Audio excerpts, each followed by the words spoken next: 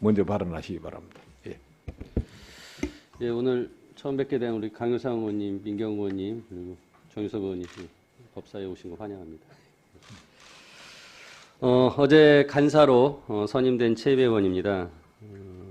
오늘 의사 일정에 대해서 전혀 간사 간 협의나 또 위원장님으로부터의 어떤 협의를 한 바가 없이 오늘 법사위가 개의된다는 일방적인 통보만 받았습니다.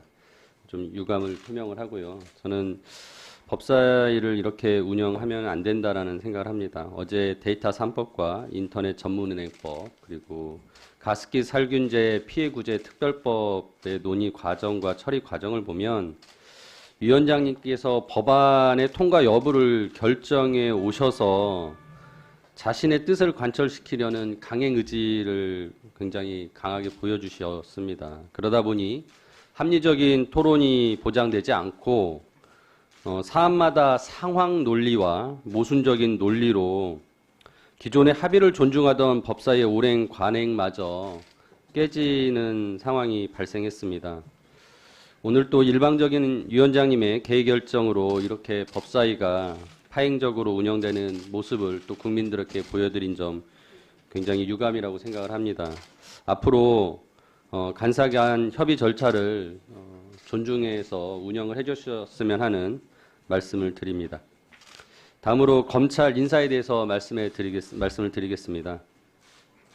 오늘 이 상황을 초래하게 된 것은 여당의 책임이 매우 큽니다.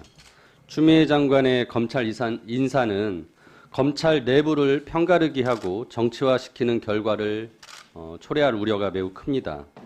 지난 사법농단을 겪으면서 제가 깨달은 바가 하나 있는데요. 사법농단은 상고법원을 설치하려고 마음먹은 양승태 대법원장과 그 조직의 이익을 위해서 양승태 대법원장을 따르는 법원 행정처의 고위 법관들이 청와대와 재판 거래를 하면서 결국 국민의 권리를 침해하고 상권 분립의 원칙을 훼손하고 민주주의를 파괴하는 행위를 저지른 것입니다. 그런데 이를 바로 잡겠다고 문재인 정부는 검찰을 이용해 법원 조직을 완전히 뒤집어 놨습니다.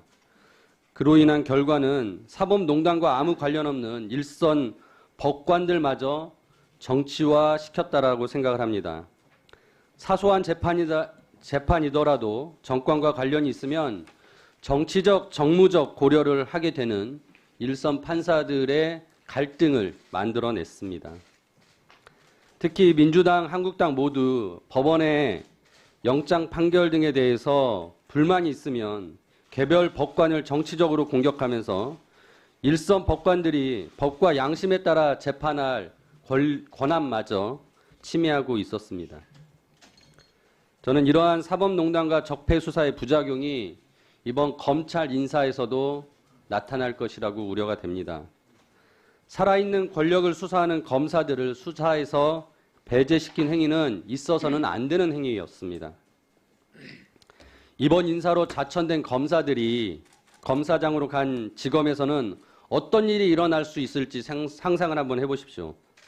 수사에 전념해야 될 일선 검사들이 신임 검사장과 소통하는 과정에서 어떤 얘기를 하겠습니까?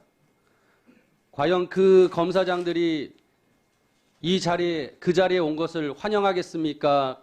같이 불만을 토로하면서 얘기를 나누겠습니까?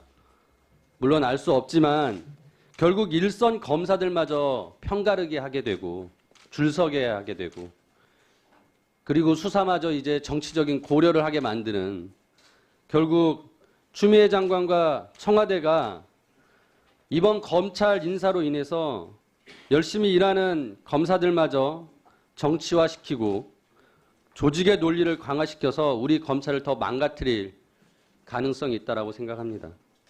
이 무능하고 무책임한 정권에 결국 이러한 인사 행태나 과거의 적폐 수사로 인한 부작용으로 인해서 법원과 검찰은 더 정치화되고 서로 편가르기가 되어서 무너지고 있습니다.